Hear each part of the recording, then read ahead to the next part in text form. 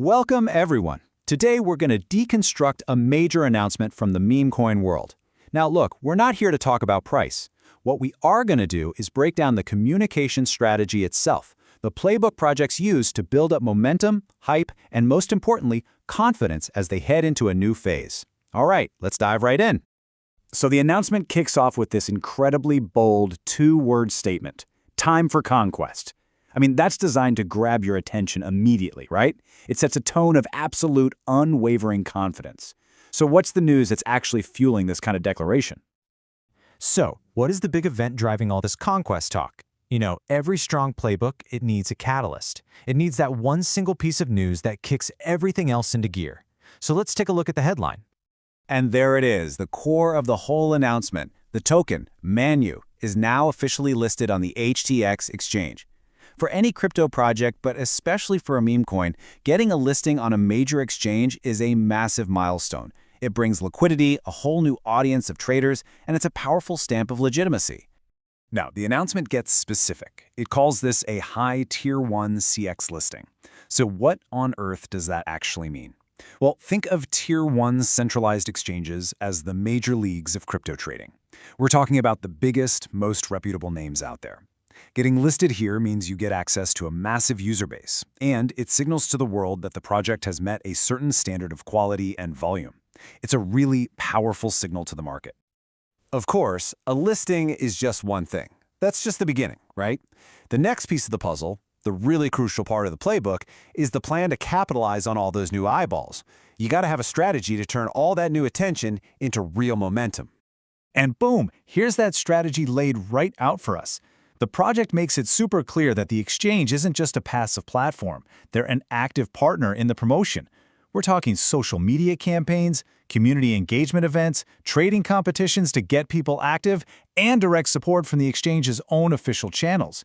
It's basically a full-court press to make sure everyone on that platform knows this new token has arrived. And this is where it gets really smart. It illustrates a powerful two-pronged approach. See, it's not just the exchange doing all the heavy lifting here. The project's team makes it clear their own marketing efforts are going to run in parallel.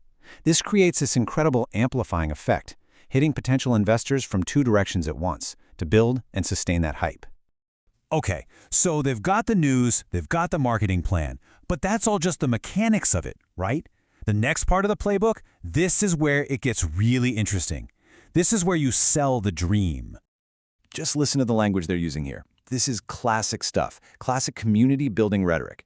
It's framing the project as more than just a speculative asset. It's a movement. They talk about being immune to FUD, fear, uncertainty, and doubt, and they paint the team as these relentlessly dedicated people. This is all about creating a really powerful sense of shared identity and purpose. Then the message to their holders gets super explicit. They are literally telling their community, hey, you need to start thinking bigger.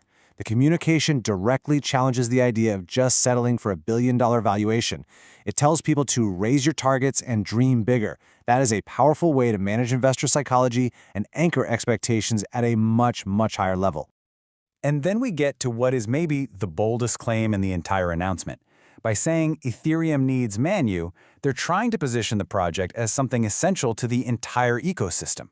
That's a huge leap, right? From just being another token on Ethereum to being a fundamental part of it. It's really the peak of their narrative crafting. So after all that grand vision, the playbook does something really important. It pivots right back to something concrete. Because, big words are great, but a successful project knows it has to back them up with tangible, financial action. And here is that action. The team pledges a pretty significant sum, $180,000, to be used for a buyback and burn program. Now, this isn't a small amount of money, and it's a very specific and symbolic gesture in the crypto world. So it's really important to understand how this actually works. The team takes their own money, they go and buy their own token right off the open market, which can create buying pressure, and then they burn those tokens. That means they're sent to a dead wallet and they're removed from the supply forever. They even mention the buys will be spaced out, which is a clever move to counter automated trading bots. It's a multifaceted strategic play. And they don't even make you guess why they're doing it. They spell it out for you. They state outright that this buyback is a direct signal to the market. The team is effectively saying, look, we believe the current price is a bargain and we're willing to put our own capital on the line to prove it. It's an incredibly powerful demonstration of conviction. This right here, this ties the entire announcement together with one final, super ambitious, but also really easy to understand goal. In the meme coin world, everybody knows the story of Shiba Inu. So by aiming to be the flagship Shiba of ETH, they're setting a clear and monumental target that's going to resonate instantly with their audience.